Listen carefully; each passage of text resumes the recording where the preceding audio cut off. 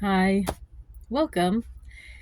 It's time for another reading from the Susan B. Anthony, Who Was Susan B. Anthony book, a children's book read by a political candidate. And that's me, Susan Buchser-Lochocki, or Susan B. Lochocki, or Susan B., however you want to say it. Welcome. So let's get started. We're on chapter 9. It's called Slow Progress.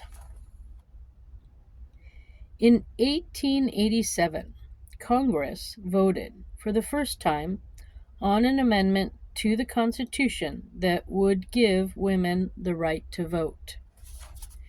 The amendment didn't pass, but Susan didn't get discouraged. She hadn't expected it to pass.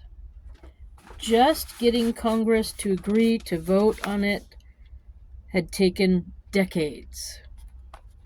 Susan was busy making plans for the International Council of Women.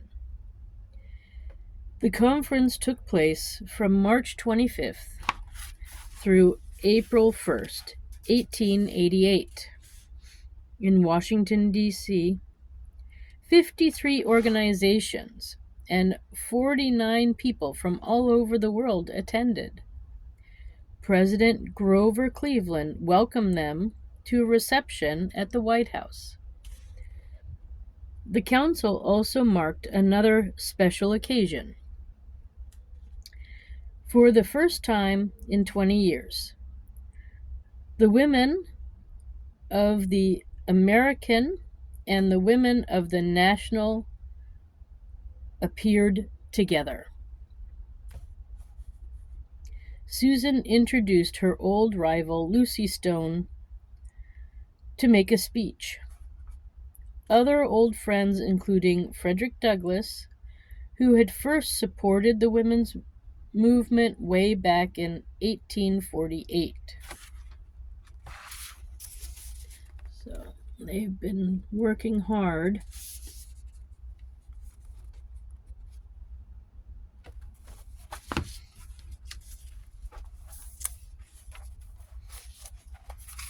Now the two major groups of the women's movement could work together. In 1890, when Susan was 70, the national and the American groups were joined together.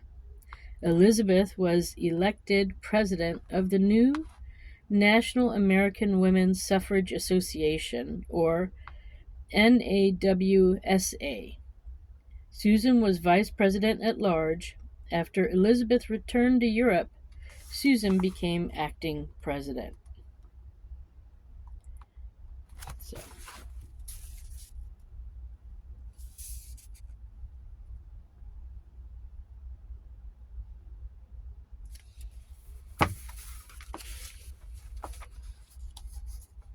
Now she was older. Susan thought about settling down. She had never owned a house of her own. In June 1891, she moved into her family home in Rochester. She and Mary would now live there together. Susan's nieces in the movement surprised her by decorating the house while she was out campaigning.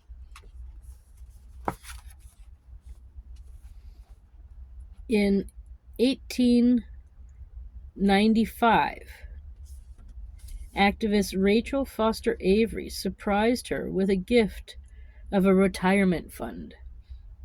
All the nieces had contributed to it. Susan could now live comfortably for the rest of her life. In 1896, California was set to vote on women's suffrage for their state. Susan campaigned hard, and it looked like it might win. But days before the election, the Liquid Dealer League launched their own campaign against the women. They convinced men that, if given the vote, women would immediately ban beer and whiskey. They even brought drunk men off the street to vote. Yeah, I guess voting while intoxicated is not the best thing. California rejected women's suffrage. And then there's a sign here that I'll show you in a second. It says, "Women vote for president and for all other offices in elections on the same terms as men in Wyoming, Colorado, Utah, and Idaho. Why not in California?" So there was a time where in certain places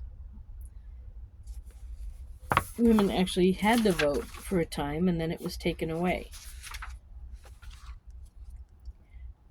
But that very same year, Utah became a state with full women's suffrage, just as Wyoming, Colorado, Idaho already had.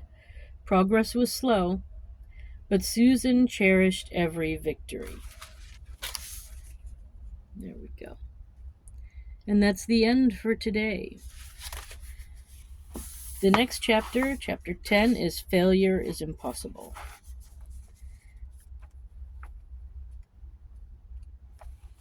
And I think that might be the last. Yeah, that's the last chapter.